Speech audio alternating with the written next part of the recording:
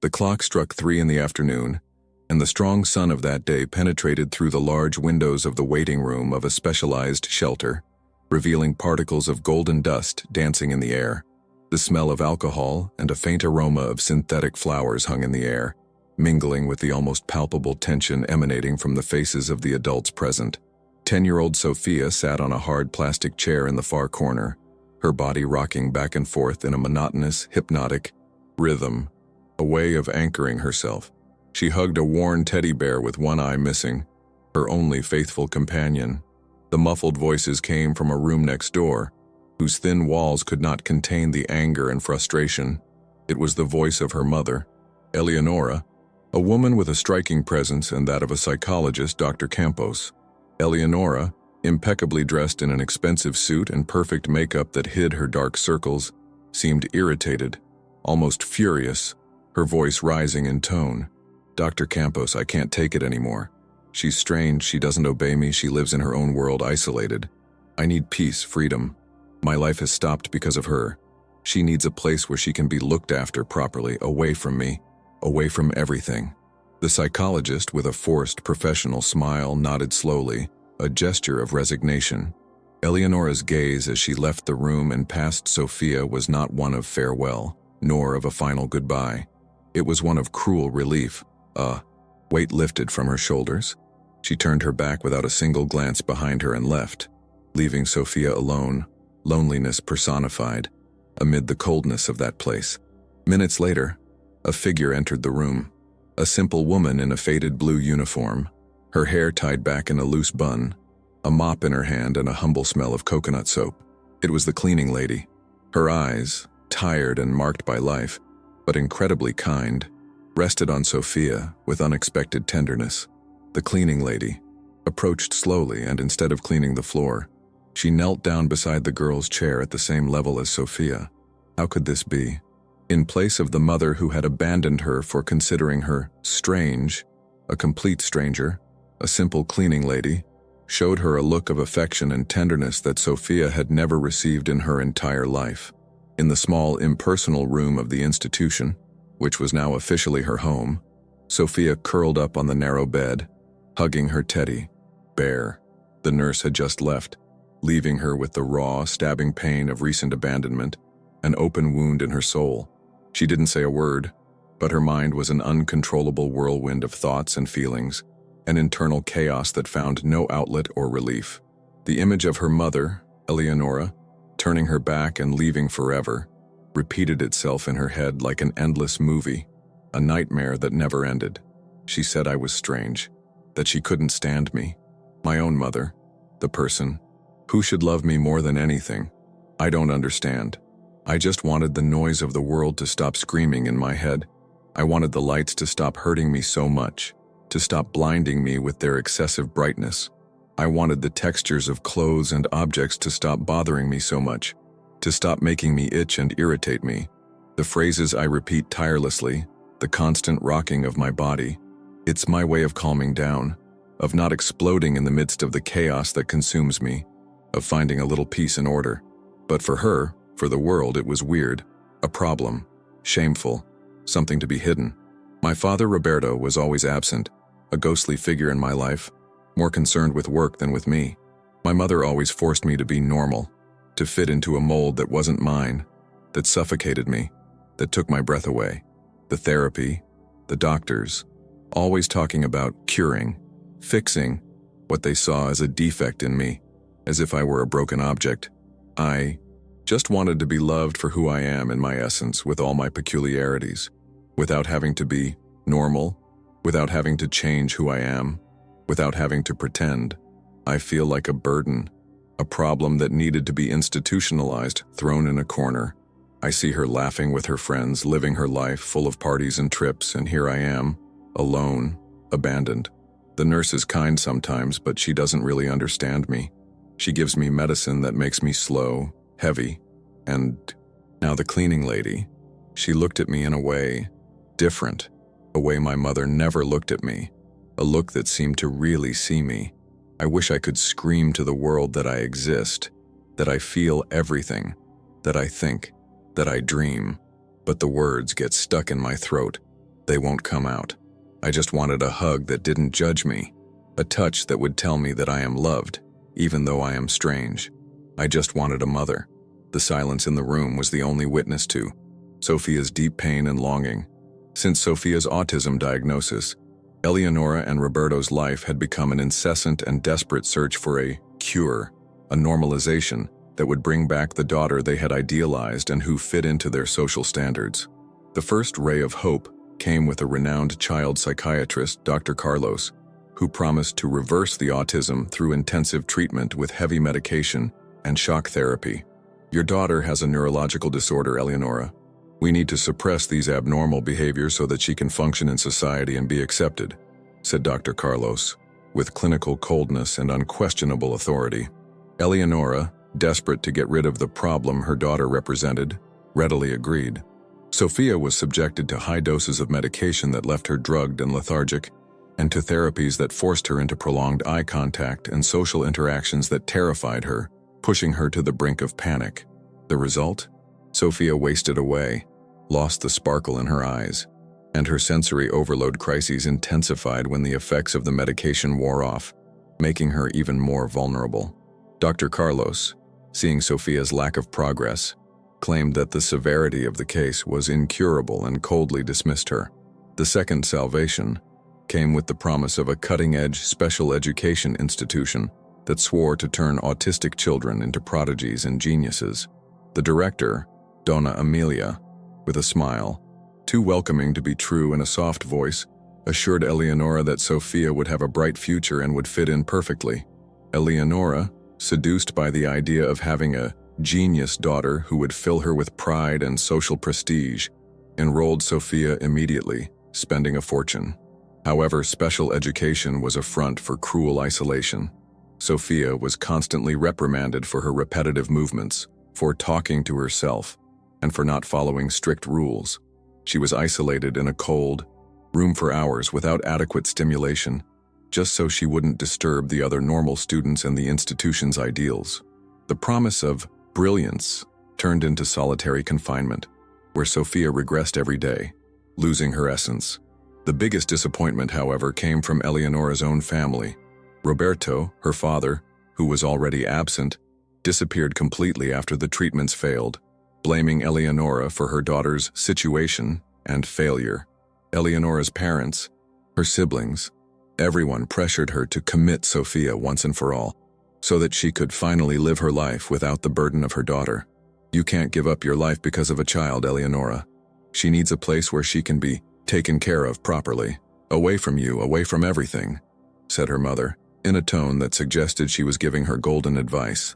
Sophia's institutionalization, presented as the final solution, was in fact Eleonora's surrender to the overwhelming weight of social judgment and her own inability to love her daughter as she was, seeing her only as a burden, a problem, and not as a valuable human being. The institution, with its sterile corridors and the omnipresent smell of disinfectant, was a stage for silent daily conflict for Sophia. Eleonora, her mother, saw her as a problem to be solved, or at the very least removed, a stain on her perfect life and reputation. The head nurse, Mrs. Lucia, with her impeccable uniform and impersonal gaze, represented institutional coldness, inhumanity disguised as professionalism.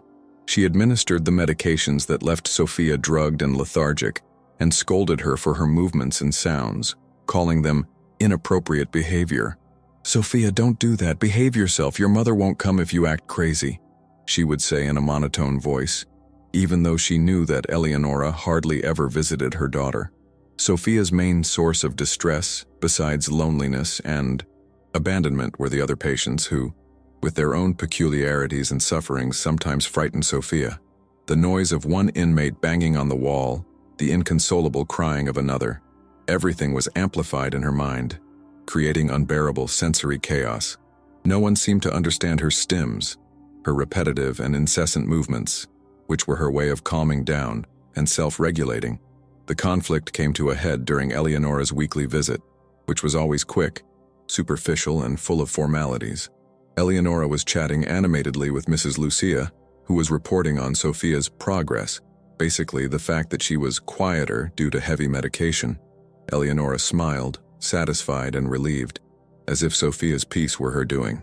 Sophia, in the corner of the room, rocked back and forth, trying to calm down and process the chaos around her. But the sound of her mother and the nurse's empty, superficial laughter was unbearable, a noise that hurt her. Eleonora, seeing Sophia rocking, turned to the nurse with a sigh full of impatience and disgust. "I told you, she's strange. There's no hope for her. That's why she's here. I can't stand having a daughter like this anymore. She's a disgrace to the family, to my name. It's a good thing there's a place for cases like hers, a place to hide the problems." The whisper, laden with contempt and cruelty, hit Sophia hard. She stopped rocking abruptly, felt the air thin in her lungs, and the teddy bear fell from her trembling hands, hitting the floor with a dull thud. Those words, spoken by her own mother, tore her soul apart. The cleaner, Maria, who was cleaning the hallway, listening to the conversation without being noticed, felt a chill down her spine. Her kind eyes met Sophia's, which were overflowing with pain, incomprehension, and silent despair.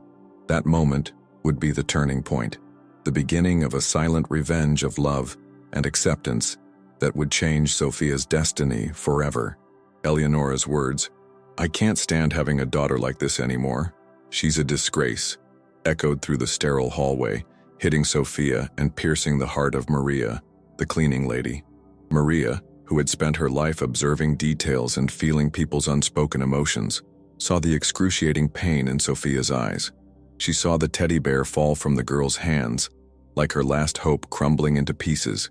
Maria, who had always been a silent spectator at the institution, accustomed to cleaning up other people's messes, felt overwhelming rage and compassion rise from the depths of her soul.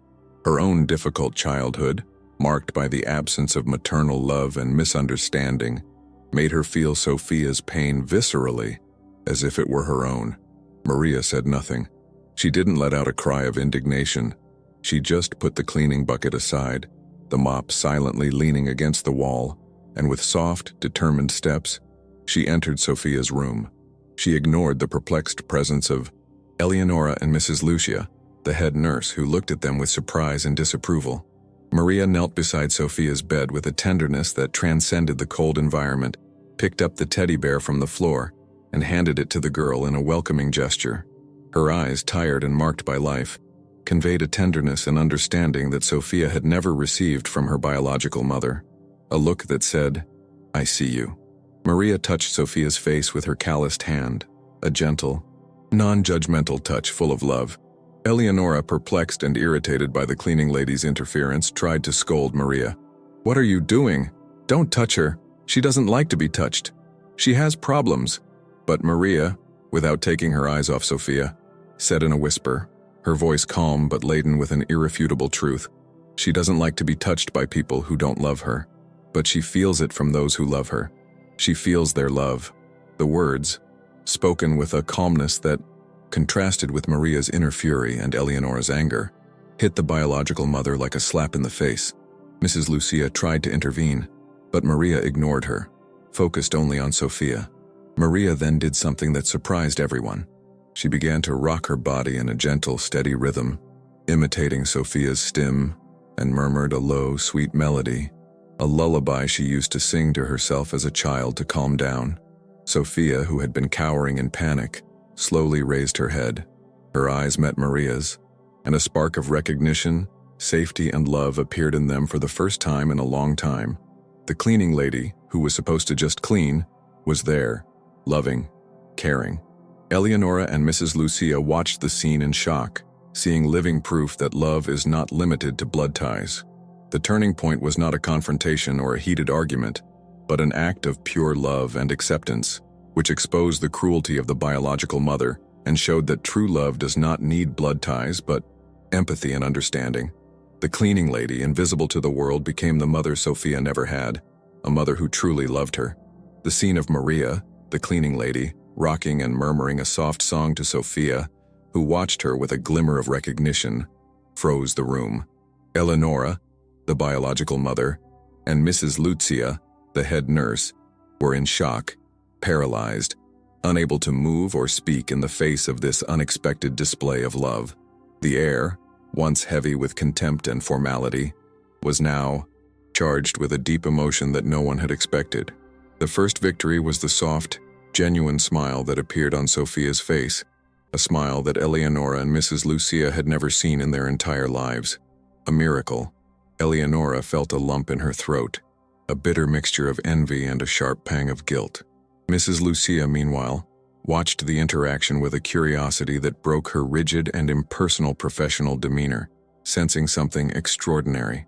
Then came Sophia's silence of acceptance and surrender. She leaned her head on Maria's shoulder, a gesture of pure and unconditional affection that she had never shown Eleonora. Maria hugged her tenderly, and the sound of her heart beating calmly seemed to soothe Sophia, enveloping her in a feeling of security. Eleonora, seeing the scene, felt her heart tighten, a pain that was not anger, but regret. She was the mother, the one who had given birth to her, but this simple woman, the cleaning lady, was giving her daughter the love and connection that she, her own mother, had never been able to give her. The greatest victory, however, was the gradual and profound change in the institution and in Sophia's life. From that day on, Maria became Sophia's primary informal caregiver.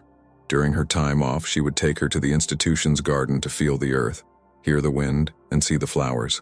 She discovered that Sophia loved vibrant colors and that the sound of wind chimes calmed her deeply. Maria began to weave a web of understanding and affection around Sophia, using her intuition and pure love. She communicated with Sophia through gestures, music, gentle touches, and above all, validation, validating Sophia's way of existing, of feeling, of being. Sophia's small victories were no longer about normalization or improvement, but about the simple joy of being accepted and loved for who she was, for the first time in her life, by someone who saw her as precious, as a treasure, and not as a burden. That moment in Sophia's room, with the cleaning lady Maria offering the love that her biological mother, Eleonora, had so coldly denied her, was a turning point that forced everyone involved to reflect brutally and painfully. For Eleonora, the shock and humiliation of seeing a stranger connect with her daughter in a way she never could expose the superficiality of her own love and the cruelty of her contempt.